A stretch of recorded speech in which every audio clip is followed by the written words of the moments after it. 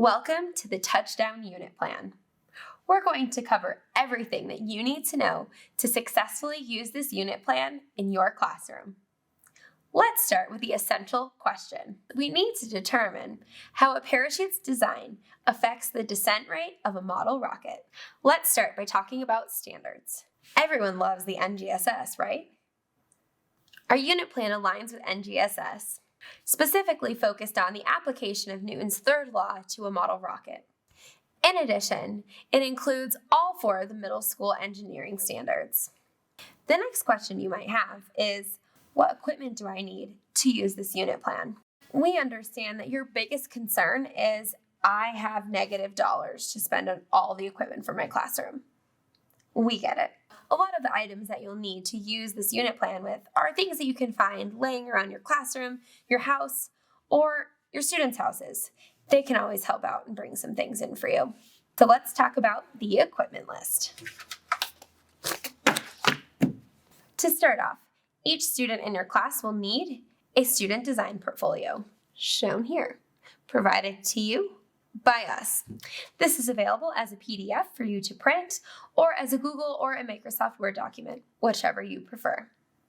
Each student in your class will also need safety goggles, tape, scissors, a plastic grocery bag, ruler, string or dental floss, marker, highlighter, or small toy. Your entire class will need the rocket recovery slide presentation. What's that? Also provided to you by us, this is the slide presentation that gives you all the information about rocket recovery. Super important for this lesson. You also want to group your students up into groups of 2 to 4 students. This will help you save some money. Each group will need a stopwatch, a meter stick, a green eggs rocket kit, sold in bulk on our website.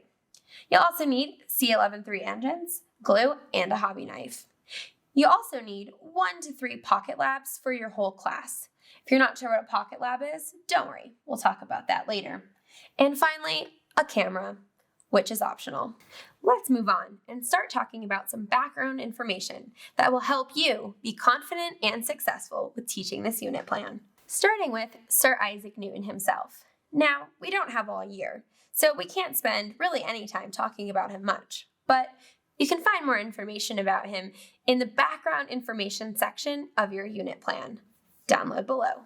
What we really want to focus on is the essence of this lesson, which is Newton's third law of motion, stating for every action there is an equal and opposite reaction.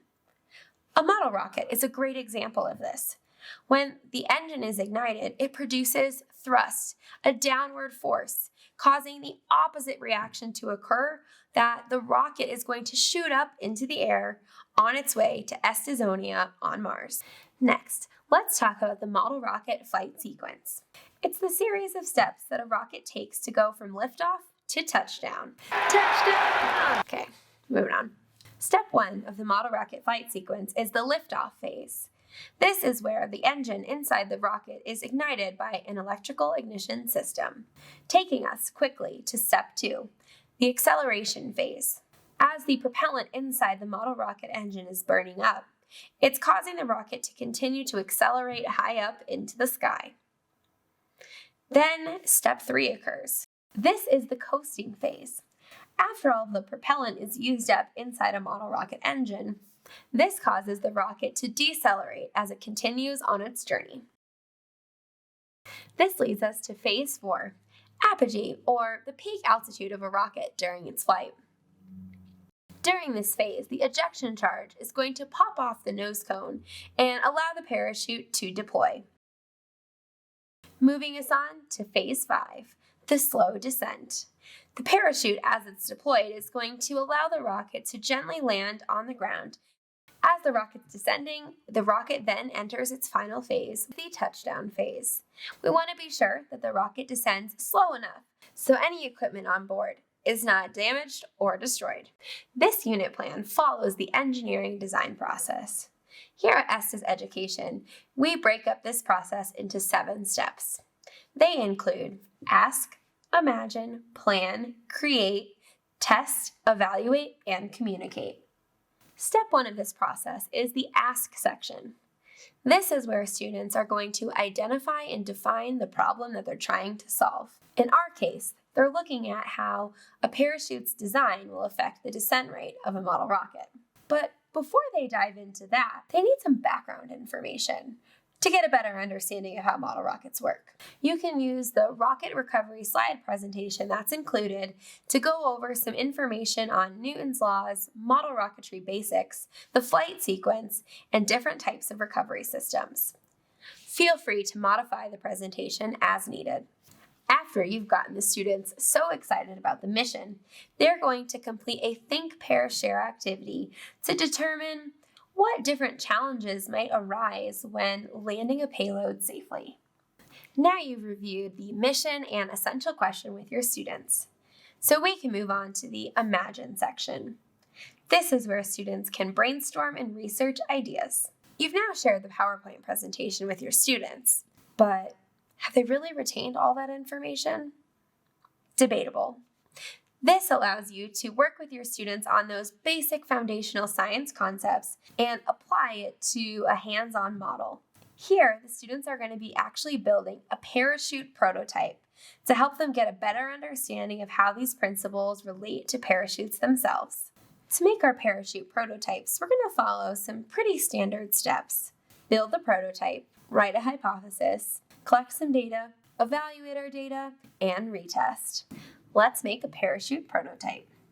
To start, cut your plastic grocery bag across the bottom and lay it flat. Make a canopy by tracing a circle of about 12 inches in diameter. Cut 4 equal pieces of string, or dental floss, whichever you have, and make sure they're about the same length as the diameter of the circle. Use your toothpick to make 4 holes equidistant apart, about 1/4 inch from the edge of your plastic circle. Carefully thread 1 piece of string through each of the 4 holes, tape and tie down securely. And finally, make a harness. Gather the 4 strand lines and tie them around your marker, highlighter, or small toy. And that's it. You have a parachute. Now, our essential question talks about the design of the parachute and how that's going to affect the descent rate. So we need to change the design. For this example, we are going to be adding spill holes into the parachutes, or small holes in the center, to see how those design changes will affect the descent rate. We want students to make a prediction or learn a little bit more about what a hypothesis is. Essentially, what we want students to think about is, if a parachute has a spill hole, will it descend quicker, slower, or not affect the rate at all? Allow students to circle or highlight which hypotheses they think is correct, and they can only choose one. Although students are just going to be reviewing it in this section, they'll be responsible for coming up with that on their own in the subsequent activities. So be sure to make sure you explain what independent and dependent variables are and the controls of any good experiment. Finally, students will answer the reflection questions that are provided to apply what they've learned back to the essential question. Moving on to the plan section. This is where students are going to take all of the information that they've learned and apply it to building and testing a model rocket. It's getting serious. So the first thing we need to talk about is the technology that we'll be using. And in this case, students will be using a pocket lab to collect all of their data. A pocket lab is a small device that collects things like velocity, acceleration, altitude, temperature, humidity, so many more things. You want your students to get acquainted with this technology so that they know how to use it on lunch day. Now, let's have students write their hypotheses and determine what type of modification they want to make for their parachute. Not the plastic bag, the real parachute. In the student design portfolio, students can choose from 4 different modification options for their parachute. Encourage them to circle the modification of their choice and subsequently circle the hypothesis associated with that design change. In addition, you want to encourage students to circle the independent variable and dependent variable of this experiment, along with circling all of the controls that will be present. Now that students have created the plan, it's time for them to build their rocket. Encourage them to work in small groups to build their rocket and make the modifications to their parachute. But before they begin, you want to be sure to outline the criteria and the constraints of this engineering problem. The criteria listed here is the rocket must successfully eject a parachute. Doesn't eject a parachute, doesn't meet the criteria. Pretty simple. In addition, the rocket must land within 20 to 26 seconds after the parachute ejects. And finally, the descent velocity must be around 3 meters per second.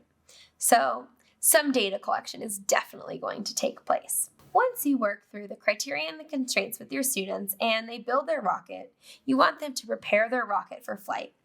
This includes things like inserting the engine properly, adding recovery wadding in, and folding their parachute correctly. There's a video for that, link below. Be sure to encourage students to prepare their rocket for flight effectively so that there's no hiccups on launch day, or as minimal as possible. And finally, you want to review the National Association of Rocketry's Model Rocketry Safety Code with your students and have them check each safety requirement before you go out to launch. This is super critical so that everyone is safe and can enjoy a memorable rocketry experience. Now we're ready to launch. So let's move on to the test section of the engineering design process. In order for an effective test, we always have to have a control. This will be your rocket or the teacher rocket. There's no modifications made to the teacher's parachute. So you can start by launching your rocket first and allow students to record the data of that rocket launch with no changes to the spill hole. Then have each group approach the launch pad, launch their rocket, and record the data appropriately. Allow students to record their data by printing off the data collection sheet and bringing some clipboards out to the launch. Or if you have this available, you can allow students to bring their laptops or Chromebooks out with them to record the data digitally. Either way, you want to make sure that you emphasize the importance of collecting clean data and keeping it organized. From there, students can then calculate the average velocity for each spill hole size. From there, students can create a graph to see how does the design of the parachute affect the descent rate of the model rocket. Now that students have collected all of their data, they can move on to the evaluate section.